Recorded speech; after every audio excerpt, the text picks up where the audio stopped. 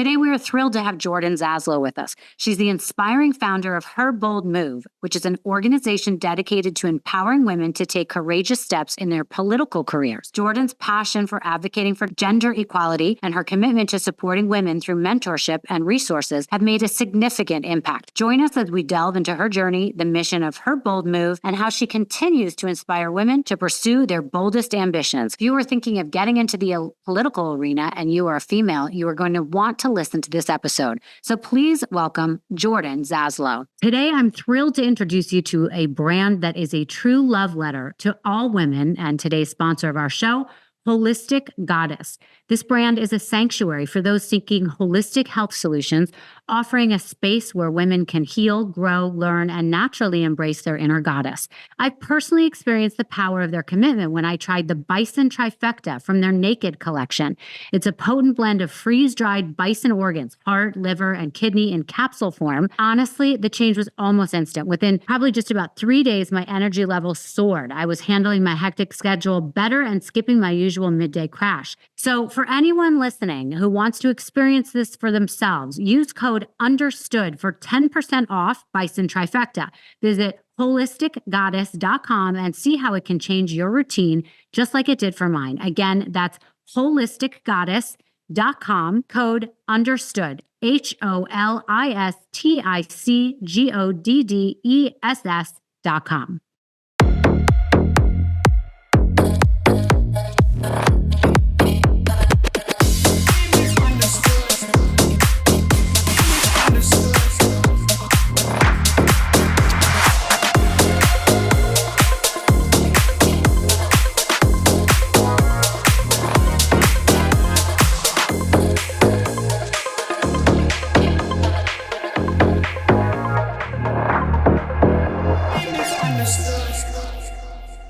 Jordan, thank you so much for joining me today on Misunderstood. How are you?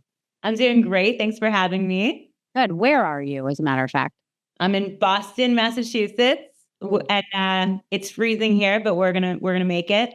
Okay, good. You're not too far off from it getting a little warmer. I've spent a lot of years in Boston. I love it there. So, anyways, thank you for being here today.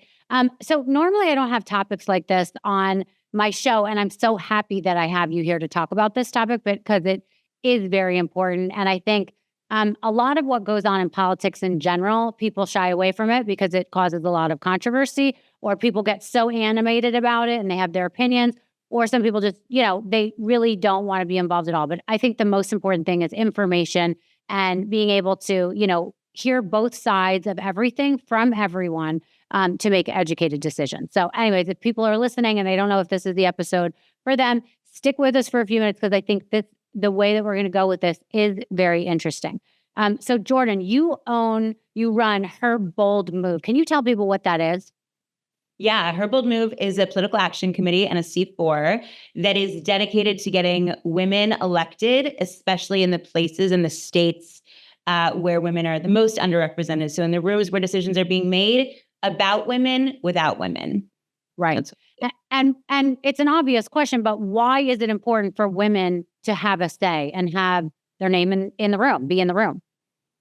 No, it's a great question. I'm so glad you asked. So the reason, and it's becoming so especially clear these past few years, that when women aren't in the rooms where decisions are being made about us, the legislation sounds like something that women didn't come up with, right? It sounds like something that people who don't necessarily know the lived experience of women, who don't really know what it's like to be a woman, what women's issues are important to women. And when women are in the rooms, the legislation and the policies sound like something that actually would improve women's lives, or would, keep women safer. Right, of course. So I kind of want to get into some statistics and some conversation about this, but take me back for a second, like how you got into this. Where did politics fall into your family conversation when you were younger? Yeah, so politics was definitely always something that we talked about. I remember vividly being in early elementary school and watching the news with my parents, watching presidential debates with my parents, and being so plugged in and really caring. And then the next kind of major memory in this category is that when I was a freshman in high school, we were assigned to kind of the class was broken up into tables, and each table was going to be debating the merits of one of the Democratic presidential nominees, or not nominees, but primary candidates. Mhm. And it was all men. And then there was one woman, Carol Moseley Braun, who was the first Black female senator. And she was running for president in the primary that year. And every single person in the room went to like all the different other tables in the room. And they were going to be supporting, this guy and then this other guy and this guy. And I went to the Carol Moseley Braun table, and I sat on the table by myself, and I planted my butt on the table. And I was like, every woman in this classroom needs to get over here to my table, sit with me. We need to be supporting women candidates. There's never been a woman president before. This is important. And I never thought about it again until years later when I guess it was in 2016 when Hillary Clinton ran for president and lost. And I don't think I realized how important it was to me that a woman made it that far only to not make it all the way. Yeah. I mean, I love that you brought that up because, Hillary, I took my daughter out of school I think my daughter might have been 4, just to stand in line for 5 hours. I was in Manhattan and vote. And I remember taking a picture and being like, her name is Wyatt. Wyatt, this is such an amazing day. I'm going to have a picture that you will hold on to for the rest of your life where you got to be with me when we voted for the first female president. So, and I remember how crushed she was just because she thought she was going to be part of something, not that she knew the issues, not that she knew anything, but that was crushing to a little girl. And obviously it was crushing to me because I wanted her to win. But speaking of Hillary for 1 second, there's something to be said about women not being likable. You don't ever hear that word used for a man. And with Hillary, it was always, she's not likable. What are your thoughts on that in general? Yeah, that's the big question. And that's sort of the exact reason why her bold move exists in the first place so the backstory, just to give you a sense of how we started, is in 2020 when I worked in the entertainment and advertising industry. So I was sort of like producing and directing commercials and short form content. So when production shut down because of COVID, my team and I were looking for something to do with our time and we were looking for ways to be productive. And we decided one really great way that we could get involved in the election was we could start making pro bono campaign content for women running for offices across the country. And so we started making free ads. We blasted out the offer to every woman that we knew that was running for office. And we said, we're going to make your video for free. Do you want a free video? This is what we're doing this year. And we ended up making 75 pro bono campaign ads for women running across 18 states, mostly for Congress. And that experience was so eye-opening because we started this work because we knew it was important. We knew that we wanted to help women. We knew women had a disadvantage when they ran for office.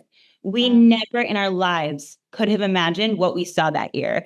We saw women dealing with death threats, sexual harassment, sexual threats, all because they decided to run for office. And by the way, they weren't just like random women. They were extremely qualified women who had these amazing resumes, who understood policy and who just, decided that year that they were going to throw their hat in the ring. And actually, could you stop there for 1 second? Because I think that's an important issue to talk about for 1 sec before you move on. Because a lot of people will be like, well, why would you just back a woman because she's female? It's more, you were picking women who were qualified, who were running on, women's rights or whatever, right? I mean, these are people that you picked for a reason, not just because of their sex. Definitely. And we get asked that question all the time. There's a very serious and thorough endorsement process that our candidates have to go through to make sure that they're qualified, that they're viable, that they have what it takes, and that they're, the kinds of candidates who will improve our country if they get elected. Right. Okay. So now go on with what? Yeah. It's a good question. I'm glad you asked that one too. So in this time, we learned this is actually a much more serious issue than we even realized. Women are dealing with so much just because they're putting their faces out there. They're putting themselves out there, and that's why we're called her bold move, because we didn't realize how brave it is to run for office as a woman when so many people are just waiting in the wings to knock women down as soon as they dare to get in front of crowds and to put themselves out there. So it's very brave of women to run for office. And your question was about viability and likability, and I think that that's the kind of thing that is the reason that women don't run, is because it's so hard to think about the likability. Like, likability is the most holistic thing about ourselves. That's the one thing that if someone criticizes your likability, that's criticizing you as a person in the most full sense of that phrase and that notion.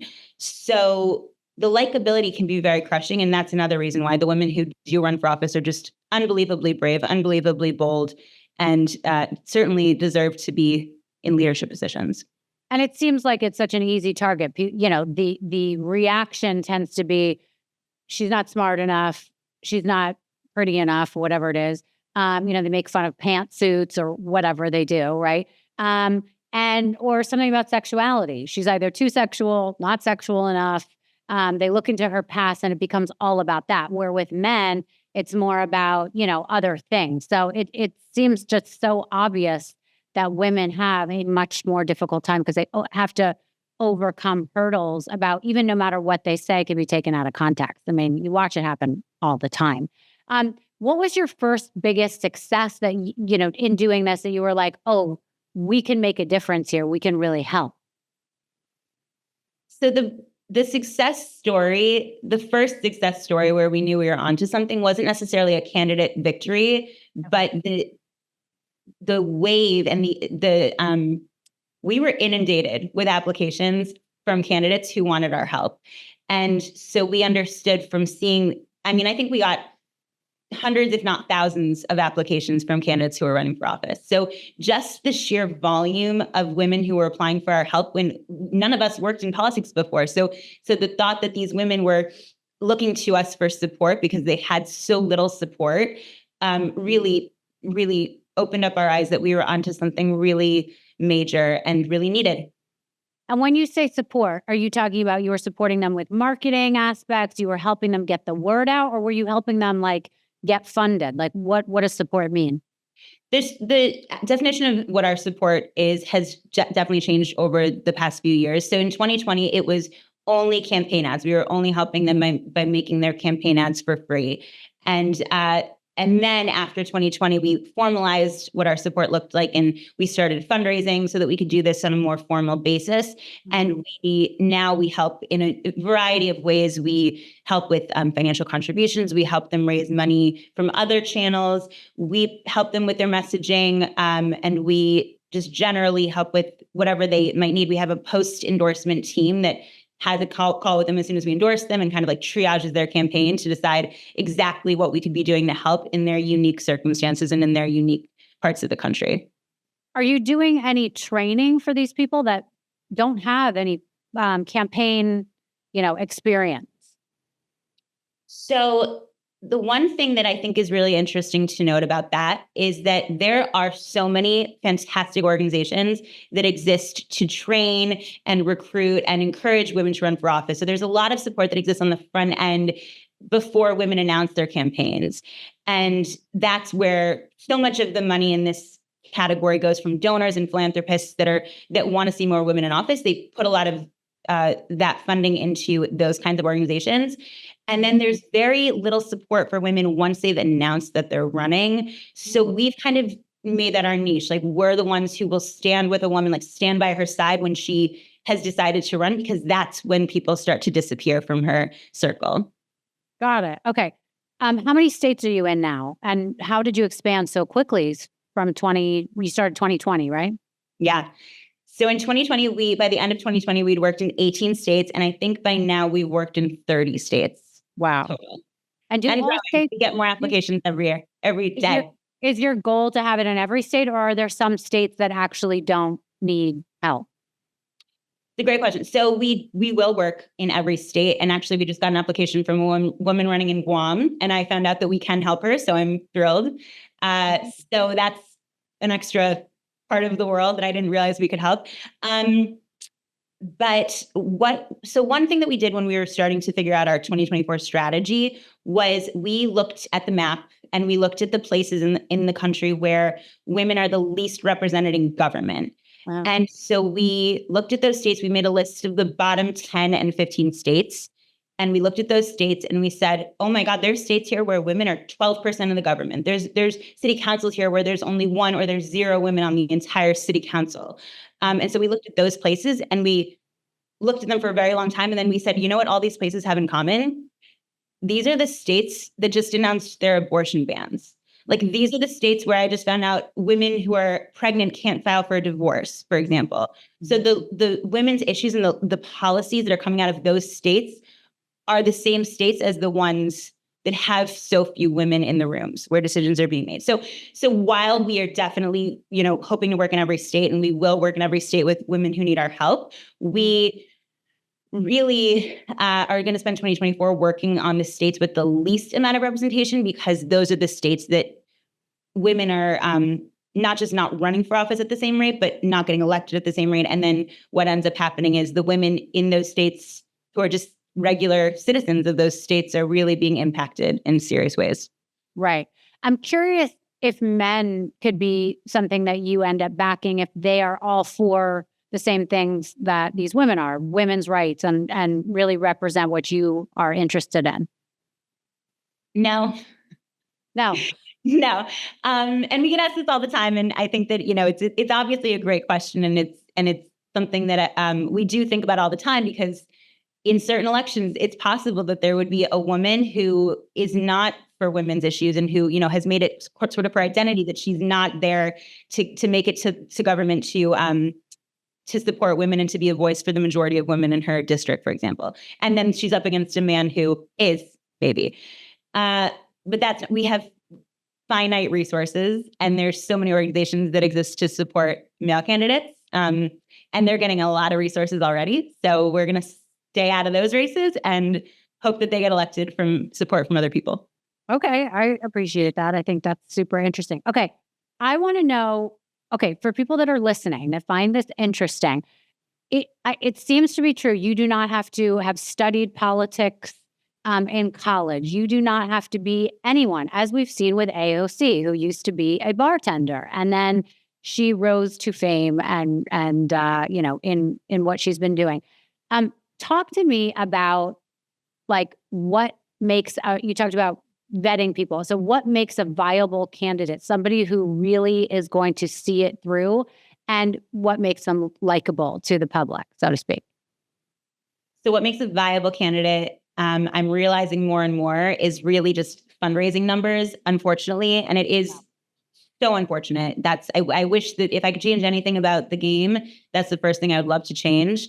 Because every organization is kind of looking at, that's the very first thing that they look at before they'll make an endorsement. But so that's sort of like the textbook, I guess, answer of what makes a viable candidate.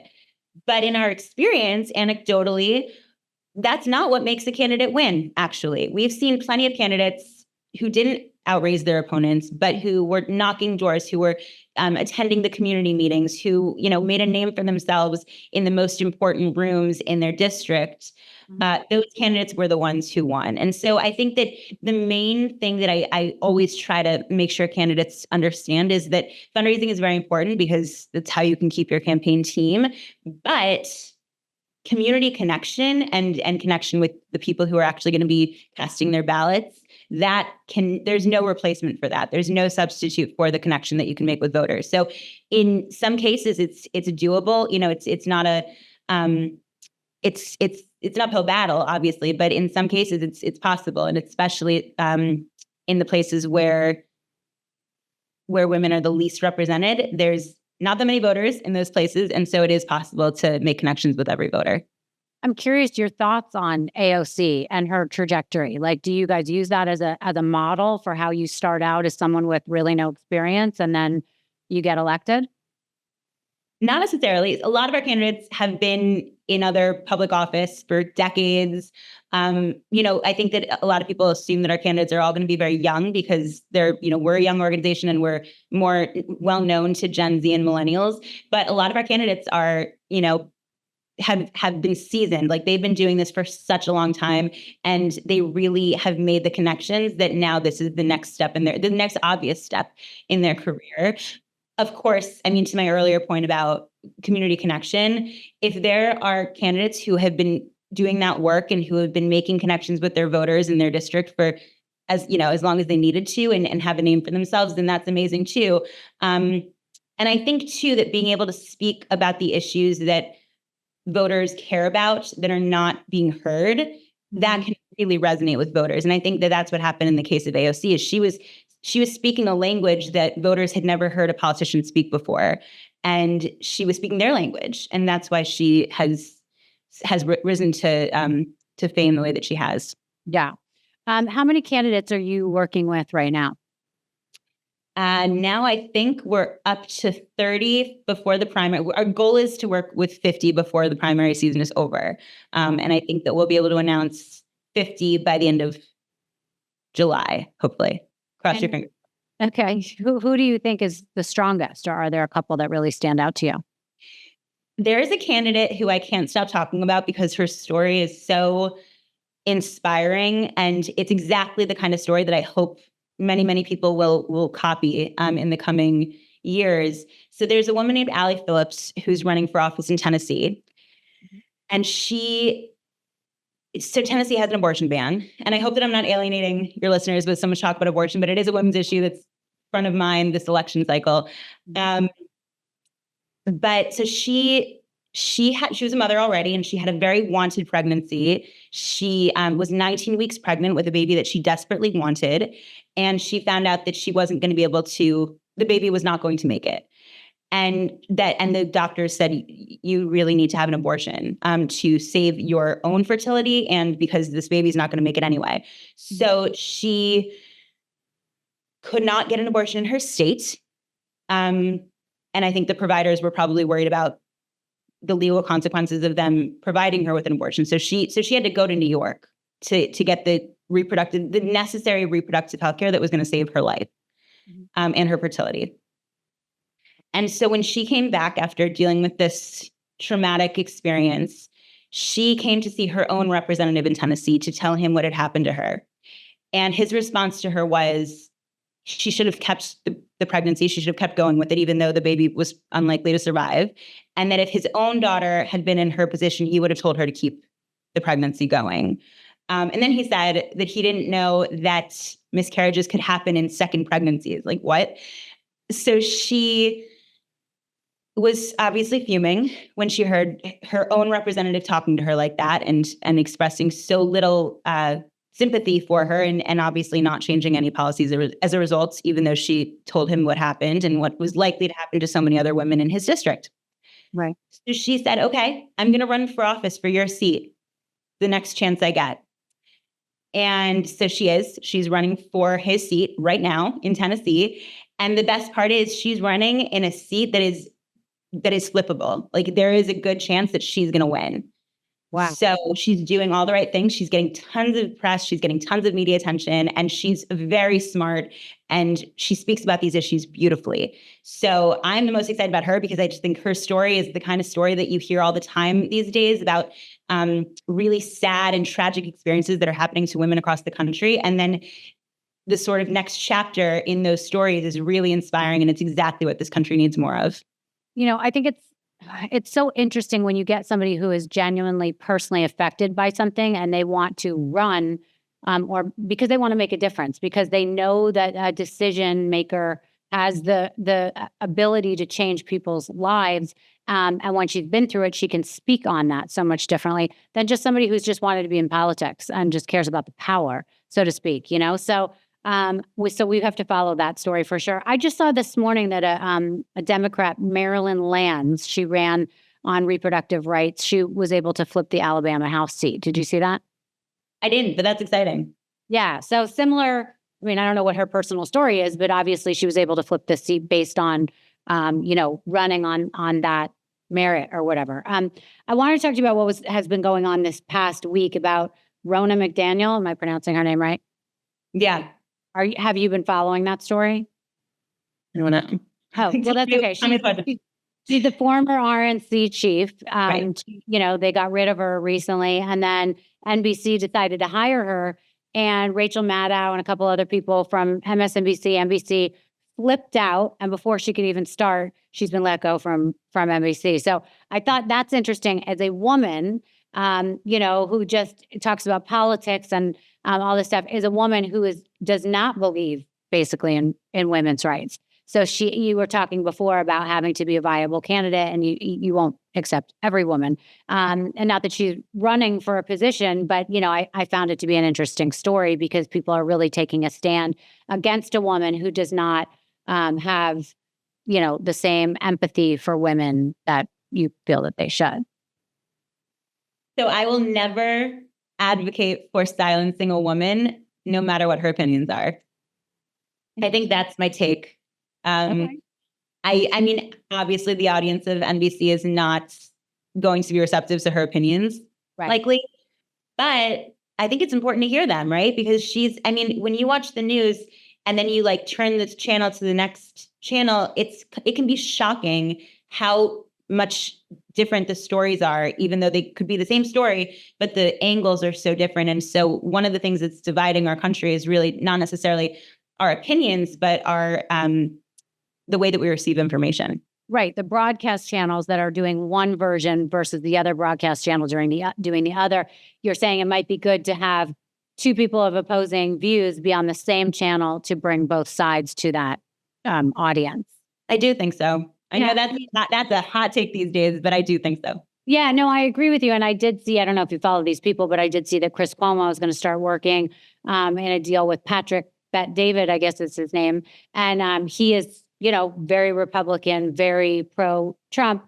And Chris is not so much, you know what I mean? So he's right in the middle, but he's even killed, So it'll be interesting to see them working together and really getting some good conversations going so people can I think that's the only way that people can make an educated decision, by hearing both sides from educated people. I agree with you. Yeah. So what kind of things would you say to people that are listening right now that are interested in running or getting involved? How could they get started? Yeah. So running for office, I think the most important thing is really understanding the voters in the place where you want to run. We've seen amazing candidates and amazing women with great stories and great ideas and great profiles, and they're running for office in the wrong place for themselves. Mm-hmm. And so, for example, maybe they're very young and they have so many fresh ideas, but they're running for office in a place where the voters are majority 65 plus, for example. So a lot of the time women, but by the way, this is actually a problem. Women won't run for offices as frequently as men will for those types of scenarios because, they figure the odds are against them, and women tend to not do things that they don't feel qualified to do.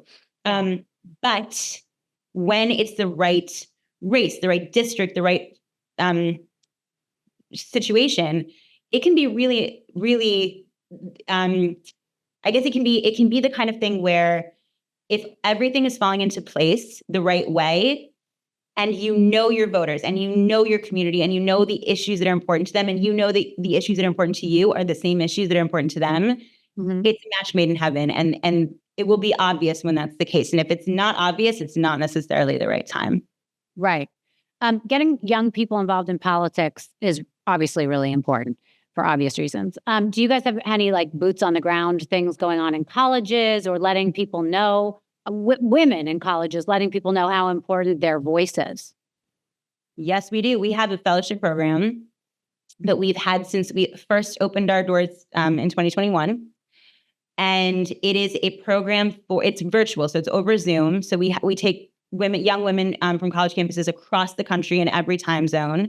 And each semester we have a different group of fellows, and they will hear from the candidates that we're working with that that cycle. They'll hear from their campaign managers, their teams, they'll hear from comms professionals, they'll hear from social media professionals, and they'll kind of have access to our network that we've built up over the past few years to learn what it's like to work in politics, what's needed, what they can expect, and then how they can break in.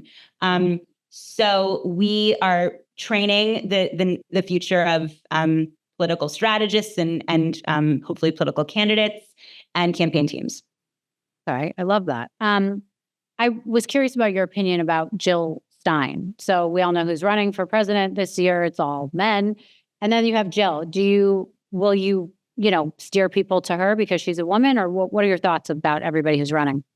Yeah, I know these our mission unfortunately can't exist in a vacuum, and the realities of what's at stake in an election cycle are always going to be at play. So in this case, it's very important for women that Joe Biden gets reelected, just because we've heard the way that Donald Trump and his administration talks about, for example, reproductive health care. We've heard the way they talk about women in general. We've heard about their plans. And if women in our country are expected to have the best chance of thriving and having a successful future 4 years, then we know that that's what has to happen. So while I love the idea of women running for office, especially for president, we have to be realistic about what's happening in our country. Okay. I'm just curious about this because I had a conversation with a friend of mine who is not a fan of Joe Biden, not a fan of Trump. And so he knows a lot of people who are just not going to vote. Obviously, I think that's a terrible idea to not vote. But he said a lot of people, if they're not going to vote, they're going to vote for Jill Stein or someone else because that's an easier thing. Am I wrong in thinking if you're not voting for one of those two, who it's really going to be between, not voting for them is leaving a vote open for the other candidate to win? Am I crazy in thinking that? No, of course you're not crazy. That's definitely true, and that's exactly what happens.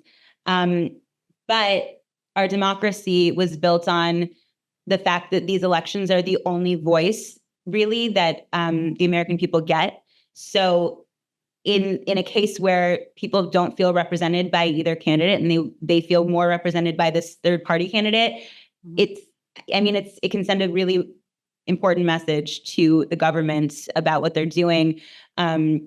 And a lot of the time it can help craft their policies because, they've sort of heard from the citizens and they understand what's important and what they should be doing. Right. What's the most, proud moment you've had since starting Her Bold movement? Oh my God. The most proud moment. Wow. Probably, when our candidates win, there's nothing better, and especially when they're running for a seat that's like never been held by a woman before, and they're going to be shattering a glass ceiling. That's that's an invigorating moment for all of us. But one of the most emotional moments since we've started was I was on a call with a woman who I was introduced to her because someone said, this woman, she's not a donor, you shouldn't ask her for like a donation or contribution, just like she knows a lot of people and she's very plugged into to her community. And so she can maybe set you up with people who might know of candidates that you should talk to, or, other community organizers that you should know, or something like that. So she was kind of just like a person who knows a lot of people who I should be telling about what we're doing in Her Bold Move, and hope that she can have ideas for how we can expand our impact. So I'm telling her everything about Her Bold Move. I'm going through sort of the past, present, and future. And she says to us, my mother passed away recently, and she left $5,000. I don't have a lot of money, but she left me $5,000. And I know that women's issues and she was in the women's liberation movement in the 60s. And I know that this is a very important cause for her. And I only have all I have left of her is this $5,000 that she wanted me to put towards something meaningful. And I want to donate it to Her Bold Move. Oh. And that was just special. That was sort of like a feeling like, because we already know the impact that we're making with Gen Z and millennials. We hear from them all the time on social media. We don't hear very much from like the generations before us who were involved in second wave feminism and who who are probably looking at what's happening in the world right now with terror. We don't hear from them as much. So to hear that not only is this woman whose mother has been involved in such important moments of women's history, that this is something that she thinks will carry the torch to like the next generations was so beautiful and really stuck with us. Oh, what a special story. So now that you've been doing all this stuff and you hear, from all these people and you're so involved, do you think you would ever run for office?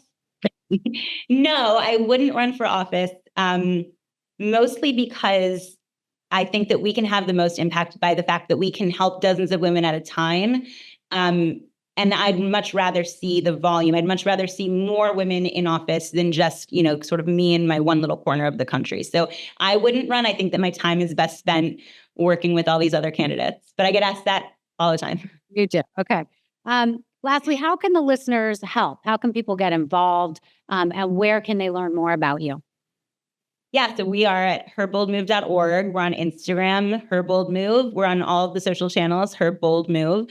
And I mean, you can always sign up for our mailing list so you can hear about our candidates that we're going to be working with, and you can find ways to support them. And then, if you live in one of the parts of the country where our candidates are running, you can find out how to work with them and work on their campaigns. And then that's so fun. Yeah. So our website is great. So sign up for our newsletter, and we send emails on a pretty regular basis with ways to get involved and to help out. And we sort of just stay in touch that way. Amazing. Well, I wish you the best. I want to stay in touch. I think it's so cool. I mean, I know so many people. I've met so many people over the last couple of months, especially because of this year. I'm like, what's going on with the election? That are like, God, I really want to have a voice, but like, I don't have the platform. I don't have the way to make a change. And I think it's really important for listeners to know you can always make a change, whether it's by supporting someone that you really like or doing something on your own. So I think you're a great example of that, and people should definitely look you up and be in touch. So Jordan, thank you so much for being here. And I'm excited to see what the future holds for you guys. Awesome. Thanks for having me. Great to be here.